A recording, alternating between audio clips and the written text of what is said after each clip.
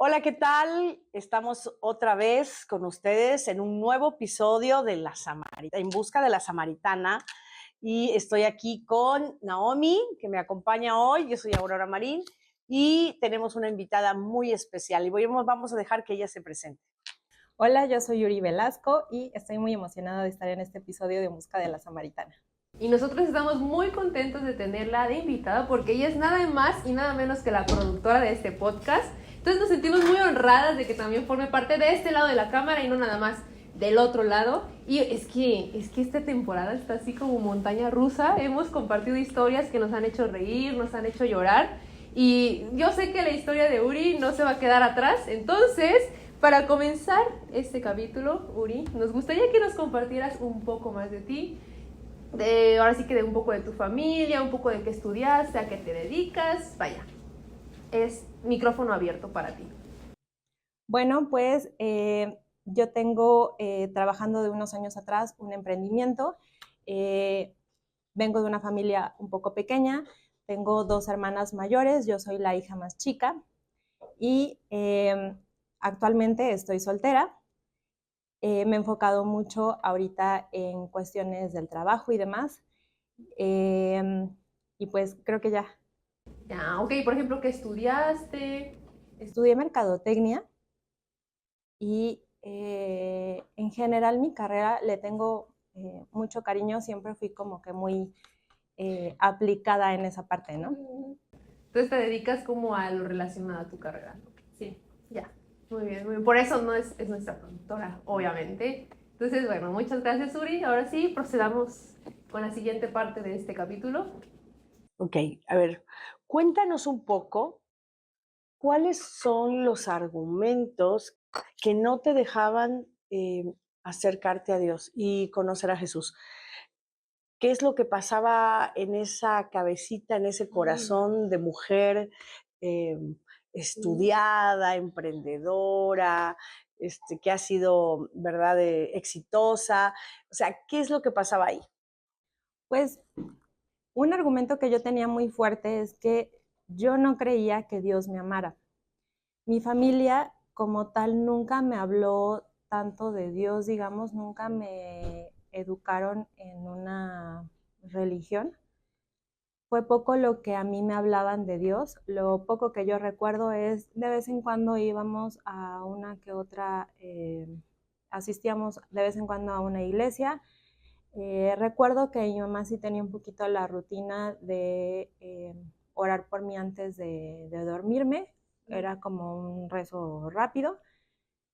Y la otra cosa que medianamente recuerdo es que cuando llegaban a morir familiares, sí recuerdo que me decían, ya no lo vas a ver porque se fue con Dios. Entonces, fuera de eso, yo no recuerdo mucho que me hablaran sobre Dios o que me educaran o me dijeran mucho sobre el tema.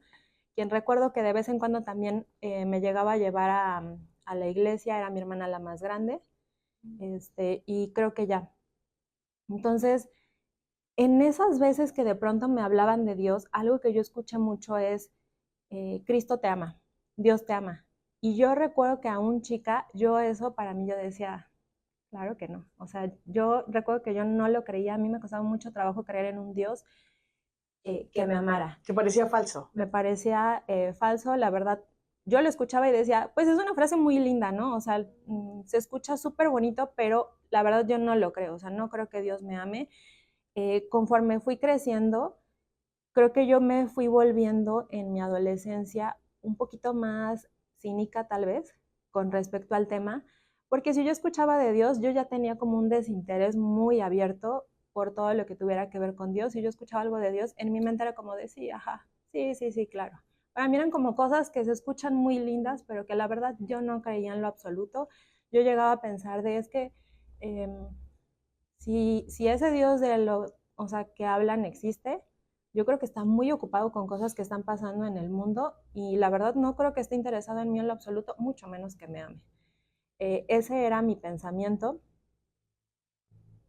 y Dios después derribó todos esos argumentos que yo tenía, pero, pero yo mucho tiempo crecí con ese desinterés y ese desinterés se fue haciendo como más palpable conforme yo fui creciendo. O sea, que tú pensabas que realmente Dios era una persona, si existía, era alguien lejano, ¿no? Sí. Si existía, era alguien lejano.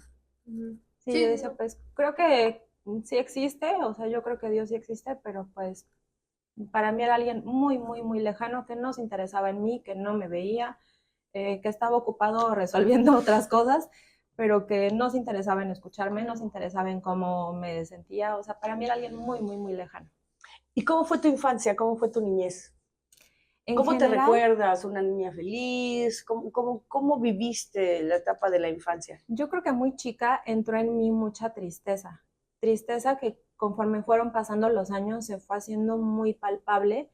Creo que crecí en un ambiente en general de mucha tristeza y un ambiente donde casi no se habla de cómo te sientes o casi no se habla el cómo estás o qué te está pasando. Entonces, mis papás, por ejemplo, como comentaba, somos 3 hijas. Mis papás siempre se han enfocado mucho al ser 3 hijas, pues su preocupación estuvo mucho en sacarnos adelante y los dos son muy trabajadores. Mi mamá siempre tuvo un trabajo muy desgastante, tanto físicamente, digamos, como en el alma, o sea, muy desgastante en todo sentido. Aunque tenía un trabajo de 8 horas, pues cuando llegaba a casa estaba muy cansada. Claro. Y mi papá tenía 2 trabajos, entonces a mi papá de chica yo lo recuerdo ver corriendo en la mañana, llegando a comer rápido y yendo a su otro trabajo.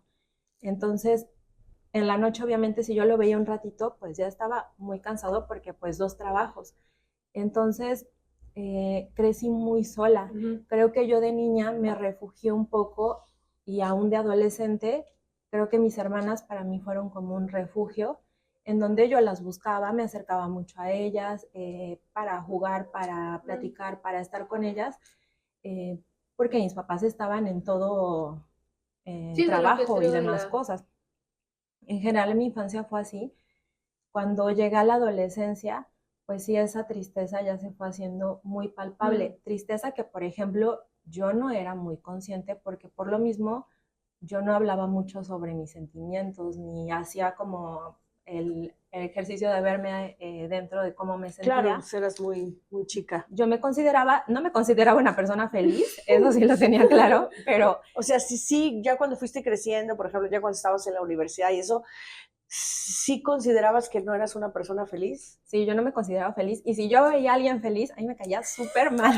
¿En serio? ¿En serio? Sí. O sea que vamos a decir que rayabas un poco en la amargura. Sí, muchísimo. O sea, yo creo que muy chica en mí entró mucha amargura. O sea, yo creo que entró por esa insatisfacción o queja de no ver tal vez lo que yo esperaba, pero sí muy chica. A veces tal vez se habla mucho de la amargura en personas mayores, pero hay personas muy jóvenes y yo era una de esas que tenía mucha amargura en mi corazón, mucha queja. Si yo veía a alguien que era como muy alegre, muy así, yo decía, no.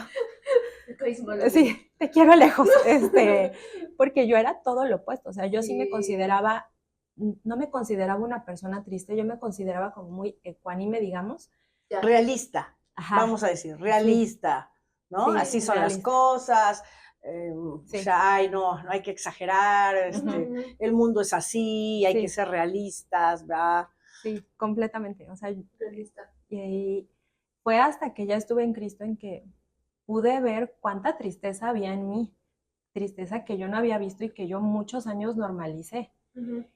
Tal vez era consciente de, bueno, pues me he sentido un poco triste los últimos meses, pero no había visto que no, que la tristeza ya venía de mucho tiempo atrás, no había empezado unos meses atrás. Sí, claro. Sí. De hecho, yo me identifico con esa parte bastante porque cuando eres niño no eres consciente, bueno, y más si no te enseñan mucho la parte de reconocer tus emociones o darles un nombre, ¿no? O sea, el decir, me siento enojado, o me siento triste. O hablar de ellas en familia, ¿no? Sí, no sé. Al contrario, es, ay, ¿por qué te sientes así? No deberías sentirte así, pero la emoción se siente, ¿no? Sí, como la soledad, perdón, sí, sigue. O máximo te dicen como, ay, no estés triste, va a estar bien, pero no te hacen interiorizar y decir como, por qué estás triste o qué te hizo enojar, ¿no? Entonces, por ejemplo, yo me identifico con esa parte porque crecí en la niñez así, como con esa sensación, y en la adolescencia dije, pues no voy a hablar de nada. No, o Y sea, empezaste a echar atrás, ajá. atrás, Sí, atrás, sí. acumular, Llegas a ese punto acumular. en que Uri llegó, ¿no? Como Sí. ves gente feliz, No. no seas feliz. Yo de inmediato lo asumía en seguro, lo están fingiendo, hay algo que Ya. están escondiendo. O sea, de verdad que yo ni siquiera daba crédito a que alguien pudiera ser tan feliz. O sea, para mí era algo imposible y por eso creo que yo lo desacreditaba mucho Ya. Claro, en mi no interior. sentías que Dios fuera un Dios presente porque no lo sentías en ti. Tú lo que tirabas es hacia la tristeza, hacia la depresión, hacia la amargura, hacia esos estados emocionales y de melancolía, ¿no? Sí. Que te llevaban precisamente a la tristeza y a la depresión. Y bueno, creo que es entendible porque es que tú veías a Dios así, ¿no? Entonces en tu juventud debe haber sido, en tu adolescencia sobre todo, se deben haber como arraigado más esas ideas, ¿verdad? Y bueno, expresarlo en todo lo que hacías, lo que veías, no sé, ahí se empieza a expresar poco a poco en los detalles pequeños, se empieza a expresar en las cosas que decimos sin pensar, ¿no? Empieza a salir realmente lo que hay en nuestro corazón. Y bueno, se fue generando, pero ¿a qué edad más o menos tú recuerdas o tienes un recuerdo consciente acerca de cómo veías a Dios? Precisamente este tema de la familia, porque me imagino que la soledad que viviste por causa de que tus papás tenían que salir, o sea, quiero hacer un alto, un niño percibe, no está consciente de lo que siente, y cuando los papás se ausentan, ya sea por trabajo, por causas justificadas, porque están buscando el bien común, el niño no asimila que lo que están haciendo sus padres es por su bien, sino el niño siente el abandono y se aísla, se aparta porque siente esa tristeza. ¿Cómo vivías tú eso que se fue generando y a qué edad, ahora que lo puedes ver ya de más adulta, puedes tú decir, bueno, creo que a esta edad, 11, 12 años, 13, no sé, o 10 o 7, se fue como que siento que ahí estuvo como que manifestándose más, empezó a manifestarse esto? Creo que fueron dos momentos donde fueron muy notorios. El primer recuerdo que yo tengo muy marcado, o sea, del primer recuerdo que yo tengo, o sea, de mi infancia, es en mi familia, cuando yo estaba muy chica, entre 3 y 4 años, murió un familiar y esa muerte marcó mucho a mi familia. Fue como una pérdida que costó mucho a la familia procesar, porque era alguien, digamos, importante en la familia. Entonces, de los primeros recuerdos que yo tenía, como ese familiar nos cuidaba a mí y a mis hermanas, yo recuerdo despertarme en las noches llorando, diciéndole a mi mamá que quería verla, que me llevara con ella. Y recuerdo a mi mamá llorando o verla triste y tratando de explicarme ya no la vas a ver porque Dios se la llevó. Entonces, yo muchos años yo crecí con creo que por eso comentaba de la amargura, creo que mucho entró en esa etapa en decir, me quitaste a alguien que no solamente me quería mucho a mí, sino que siento que entró de culpar hacia a Dios por esa persona que se había ido, porque lo que yo había escuchado es Dios se la llevó. Entonces creo que yo empecé también a culpar mucho a Dios en decir, ¿cómo es que te llevaste a alguien que amábamos tanto? O sea, no solo que yo la amaba y que yo extraño mucho, sino que mis hermanas la extrañan mucho. Ya más grande, pues mi familia me contaba eso, que ellos estaban como tratando de procesar esa pérdida, digamos, y que cada vez que yo preguntaba por ese familiar, pues para ellos era como de, ay, ¿cómo le decimos? ¿cómo ¿no? le explicamos? Porque sigue preguntando, ¿no? Esa fue una, y la otra es, en la etapa de kinder, mis papás como que trataron de estar, pues, presentes, digamos, en ir a festivales y demás, pero en la etapa de primaria se fue complicando un poco más, también por el tema de sus trabajos, porque tenían trabajos, pues, complejos. Entonces yo creo que ahí es donde ya se hizo en mí muy palpable esa tristeza, o sea, que me sentía sola, por lo mismo de que ellos no me podían llevar. O sea, esos detallitos que se pueden ver pequeños, en un niño, pues sí son... Es que son todo. Ajá, Son todo, son todo. son toda su vida. Y sí recuerdo que, por ejemplo, yo veía a otros niños que se iban por ellos, y que se iban por ellos en carro y demás, y yo decía, o sea, en mí creció mucho el, no, yo estoy sola, o sea, yo no... Yo no cuento con alguien. Ajá. Sí, no existía como el, bueno, mis papás están trabajando. Ajá. Bueno, mi Y mamá finalmente, está... pues es llegar a la casa y esperar como un rato a que lleguen mis hermanas. Ya llegando mis hermanas, para mí era como de, ya, pero crecí mucho de esa manera. Entonces, como que fueron esos como detallitos que fueron haciendo que yo viera a Dios como alguien de verdad muy, muy, muy lejano. Y tal vez injusto, ¿no? Uh-huh. Porque a veces uno como papá tratando de querer explicarle algo a un niño que no puede entender, el que te diga la frase es que Dios se lo llevó, tú dices, bueno, ¿y por qué te la llevaste, no? O sea, si yo lo quería, si yo lo necesitaba, o sea, ¿qué clase de Dios perverso eres que te gozas en verme sufrir, ¿no? Entonces son esas cosas que son procesos mentales así muy rápidos, pero que se va quedando y esa idea después se va reforzando pues con otro tipo de situaciones que suceden en nuestra vida y que a las cuales no les encontramos explicación, ¿no?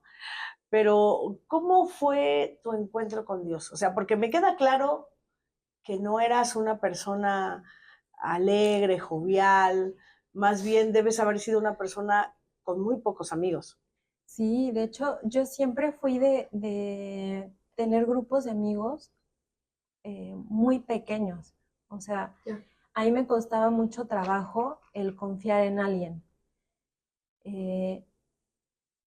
Ese proceso en que vino un quebranto a mí es un poquito largo, pero yo en la universidad tuve 2 amigos que a la fecha quiero mucho.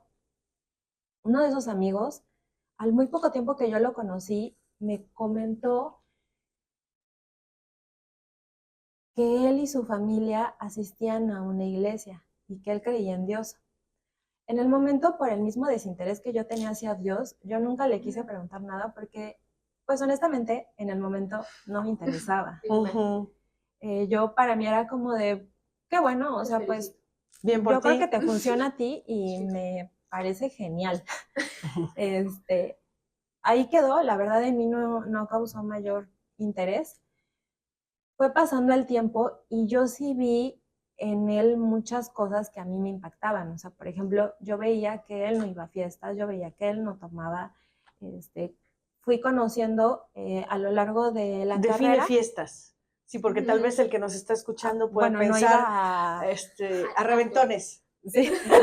Por decir, ay, qué gente amargada, qué gente tan más amargada. No. No, sí, o sea, no se iba... reventaba. O sea, Sí. no se reventaba como comúnmente tú veías que otros lo hacían, ¿no? Ok.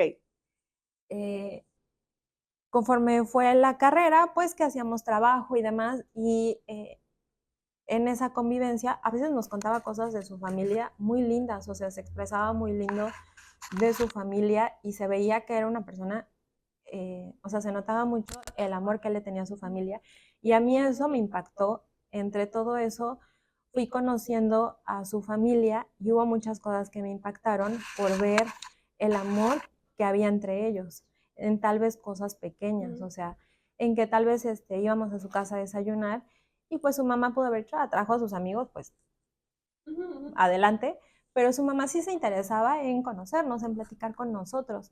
Ese tipo de cosas a mí me impactaron mucho y aunque me impactaban y yo sí reconocía como de, no, pues es que él sí tiene una relación con Dios porque yo veía muchas cosas en él que ya no eran como rituales, digamos, o no sé, formas. O sea, de verdad yo veía que él genuinamente tenía una relación con Dios y a mí eso me impactaba, pero yo nunca le preguntaba nada porque yo sentía que era algo muy difícil. Yo sentía que llegar a como a ese punto era algo muy complejo, entonces nunca tuve mucha intención de preguntarle. Y en mi soberbia, pues yo sentía que yo podía Resolver todo. resolver todo. Yo siempre fui una persona como súper cuadrada en decir, Eres la niña correcta, ¿no? sí, La niña correcta, hiperperfeccionista, ¿no? sí. Yo siempre, o sea, yo creo que desde los 9 años, yo fui a hablar con mis papás y les dije, yo voy a estudiar esto. Y yo siempre tuve muy claro de, yo no quiero vivir en esta ciudad, yo quiero vivir en la Ciudad de México y mi plan es estudiar esto. Y yo hice como todo un plan de carrera. Wow, desde los 9. En donde yo creo que desde los 9 hasta secundaria yo dije que iba a estudiar eso. En secundaria me di cuenta que eso no era para mí en lo absoluto y que no había forma en que yo pudiera estudiar eso.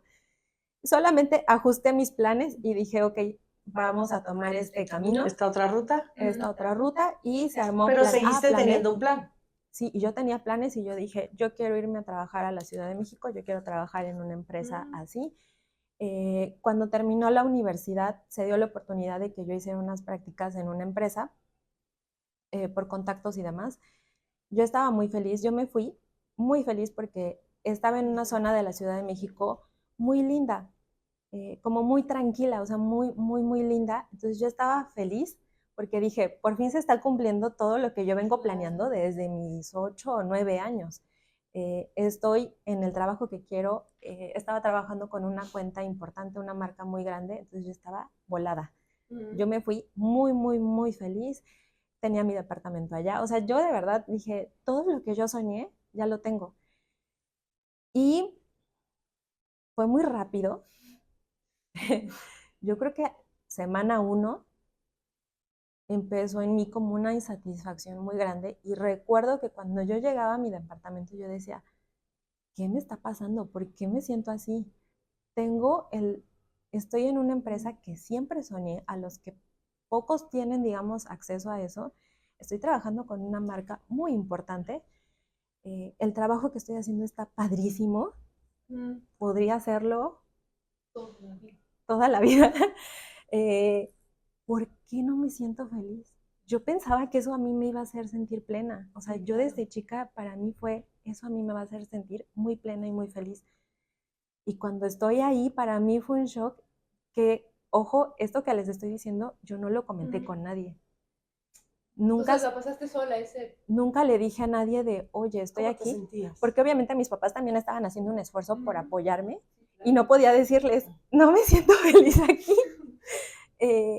No se lo quise comentar, amigos, por mi soberbia en que yo no pedía ayuda, o sea, yo no hablaba mucho sobre lo que me pasaba y no entendía qué me pasaba. Esa fue la primera vez que por decisión propia yo asistí a una iglesia, porque era la forma en que yo pensaba que podía buscar de Dios. Traté de hacer lo que se acostumbra, pero yo me sentía igual. No entendía qué me pasaba, yo era como una confusión grande de tengo todo y no me siento feliz, no me siento plena, no sé por qué. Finalmente pasaron muchas cosas y yo regresé a la ciudad, regresé aquí, pero al no darse ese plan, digamos que yo activé mi plan B. Dije, no vamos a entrar en crisis. Si el plan A falló, para eso tenemos plan B. Entonces se activó mi plan B y yo seguí buscando trabajo en otras empresas y era muy chistoso porque el proceso de reclutamiento avanzaba muy bien. Si yo iba a una entrevista a la Ciudad de México, necesitamos que te quedes. Sí, claro, me quedo. Pero cuando ya llegábamos a la parte de el contrato, o sea, de ya formalizar todo, parecía que algo se cerraba. Y yo me acuerdo, regresé a la ciudad donde vivo y recuerdo que me encontré a una maestra y me dijo, pensé que estabas en la Ciudad de México. Y yo en el momento le dije, no, pues ya regresé, yo creo que Dios me quiere aquí. Y en el momento yo ni entendía lo que estaba diciendo, pero efectivamente Dios me quería aquí. Pasó un tiempo y en mí empezó a hacer como mucha mella el decir, ¿por qué nos están dando las cosas? Y algo que me hacía ruido es, si quiero seguir buscando que se cumpla el plan C, o ya no, porque de todos modos yo ya estuve en el plan A y no me sentí feliz. Y era lo máximo. Ajá. Si ya estuve en el escenario A, digamos, y no me sentí feliz y no me sentí plena, tal vez ya no valga la pena seguir intentando. Entonces, esa insatisfacción tan grande que yo tenía estaba ahí, y eso desembocó en un proceso de depresión fuerte. Que creo que algo que también abonó un poquito a eso es que ese proceso para mí me fue un poquito más difícil, porque por primera vez en toda mi vida mis hermanas no estaban aquí en la ciudad, estaban en otra ciudad. Entonces, las personas, digamos, con quien yo siempre me había refugiado desde niña, ya no estaban. Fue un proceso, la verdad, muy feo. Yo entiendo muy bien lo que es estar en esos procesos de depresión y lo feos que son, porque se siente como un hoyo donde te va absorbiendo y te va absorbiendo más y donde no ves salida. ¿Y qué fue lo que decidiste hacer? ¿De qué manera se abrió la luz o cómo fue que sucedió ese encuentro? ¿Qué decisión tomaste? En mí, algo que me di cuenta en ese momento y que recuerdo que yo pensaba constantemente es, no sé por qué me siento tan triste si tengo a mis papás, están mis hermanas, sé que tengo amigos que me quieren, si tengo todo esto, ¿por qué no me siento feliz? Yo sentía que a mí ya nada me llenaba. Y la primera persona en la que yo pensé fue ese amigo de la universidad. Durante toda la universidad, esas cosas que yo había visto, a mí de verdad me impactaban tanto que yo se las contaba a mi mamá. Entonces, si yo llegaba a la casa, le decía, ¿no sabes lo que me pasó hoy? ¿Tú crees que este amigo hizo esto? ¿Tú crees que pasó esto? Y mis papás conocían a mis amigos y mis papás los estiman mucho. A mis papás les caía muy bien. Entonces, cuando a mi mamá me ve en ese proceso de depresión tan feo, yo no me animaba a expresarlo, pero como ella ya me vio tan mal, le dije, ¿sabes qué? Me siento vacía. Yo siento que tengo que buscar más de Dios, pero no sé cómo hacerlo. He pensado en pedirle ayuda a este amigo. Y ahí mi mamá me dijo, ¿sabes qué? Pídele ayuda, él te va a ayudar. Búscalo mañana. O sea, mándale mensaje. Yo creo que fue tanta su preocupación de verme mal que me dijo, búscalo, él te va a ayudar. Lo busqué. Yo creo que él ha de haber dicho, Hola. yo creo que ha de haber leído el mensaje 5 veces. ¿Cuánto tiempo sin verse? ¿Cuántos años sin verse? 2 años. 2 años después de que salimos de la universidad. De vez en cuando nos veíamos para comer y demás, pero pues no pasaba de ahí. En ese tiempo pasó una situación un poquito compleja, en donde yo estaba, de por sí estaba en ese proceso de depresión y pasó algo muy feo. Justo en ese momento no había nadie en mi casa. No estaban mis papás, no estaban mis hermanos, no había nadie. Y yo le marqué a mi mejor amiga y le dije, ¿sabes qué acaba de pasar esto? Me siento muy mal. O sea, creo que yo le hablé llorando. Mi amiga se sintió muy mal porque me dijo, ya después me dijo, es que te escuché muy mal y sentí que no te pude ayudar. Entonces colgué con esa amiga, me dijo, tranquila, te vas a sentir mejor. Pero yo me sentía fatal. Y ella, en su preocupación de que no estaba tampoco en la ciudad, le mandó mensaje a ese amigo y le dijo, oye, está pasando esto con Uri, márcale, porque necesita ayuda.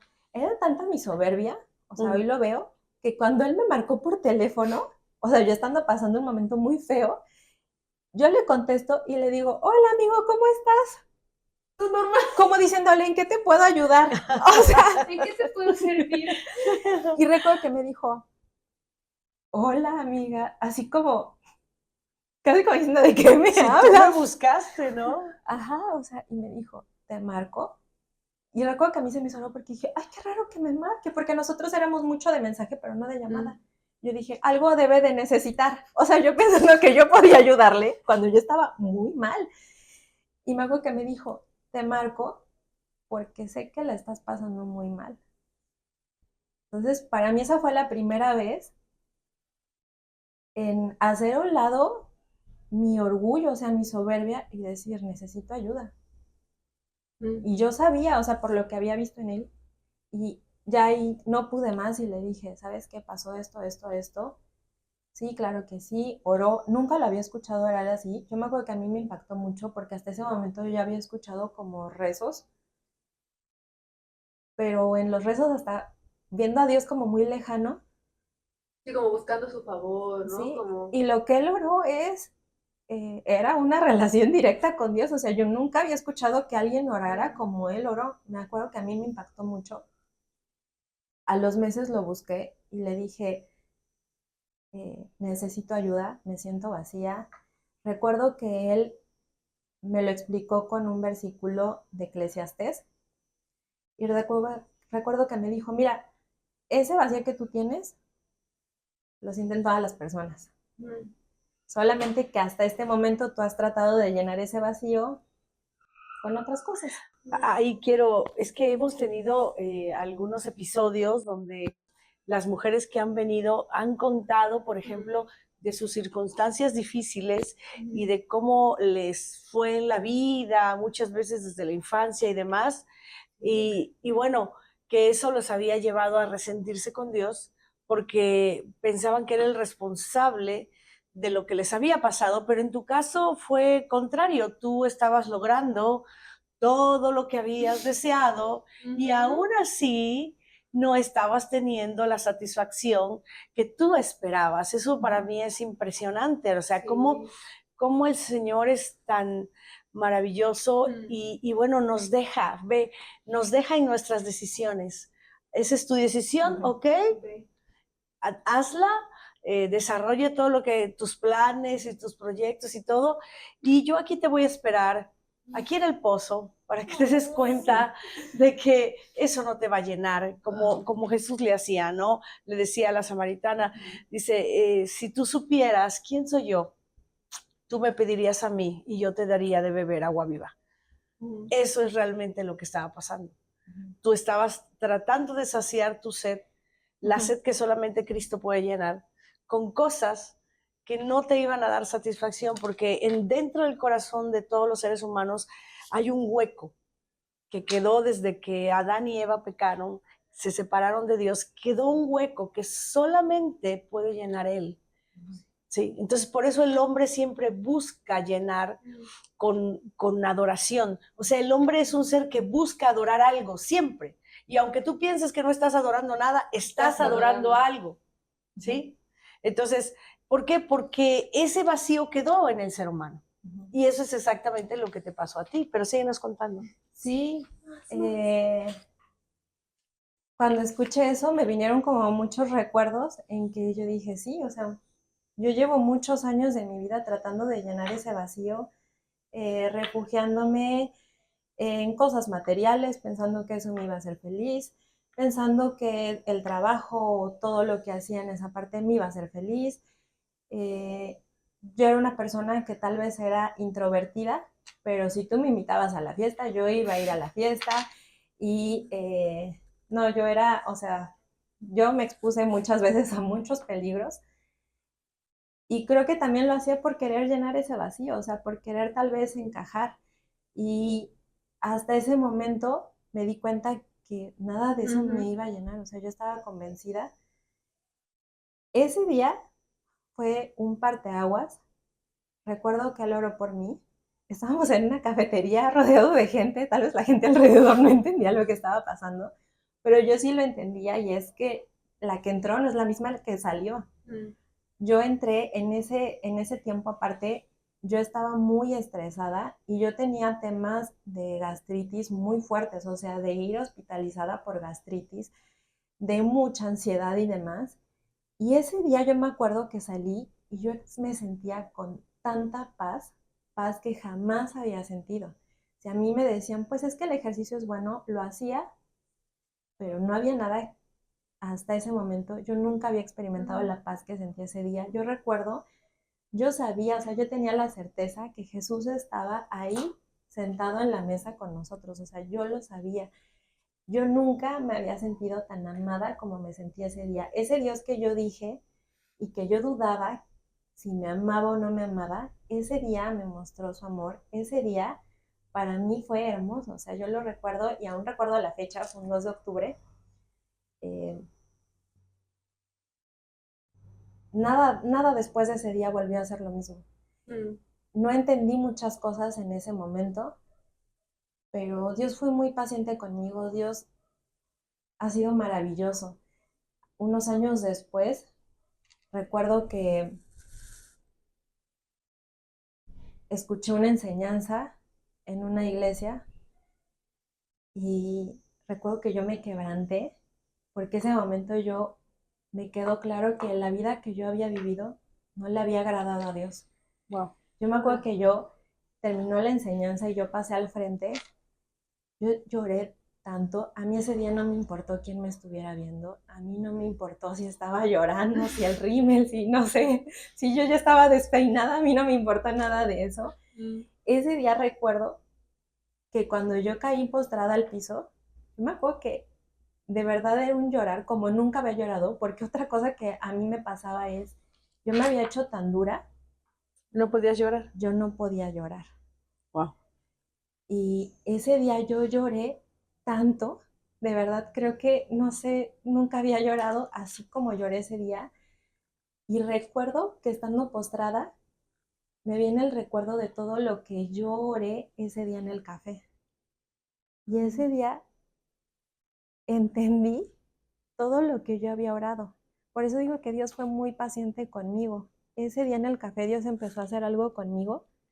O sea, ese Dios que yo decía, no creo que se interese en mí. O sea, yo creo que ese día entendí. Como que escamas hubieran caído de tus ojos, lo que te estaba robando la visión. Ahí fue donde realmente, como Jesús y la samaritana en el pozo, se cayeron las vendas de los ojos y finalmente esos argumentos que la samaritana le lanzaba a Jesús, y dónde adoraremos, adoraremos en el monte, nuestros padres dijeron que adoráramos aquí, y ahí fue cuando Jesús le dice, ¿verdad? Y le descubre, ¿no? Yo soy, es que habremos de esperar al Mesías, dice, el que habla contigo, yo soy. Y ahí, la verdad le es revelada y bueno, cambia completamente su existencia, ¿no? Su visión cambia totalmente y bueno, el resultado es lo que podemos leer ahí en la escritura, que se convirtió en el instrumento para que mucha gente, toda una ciudad, dice, creyera en Jesús como el Mesías, sin haber hecho un solo milagro. Sí, ¿no? Solo por el testimonio de esa mujer.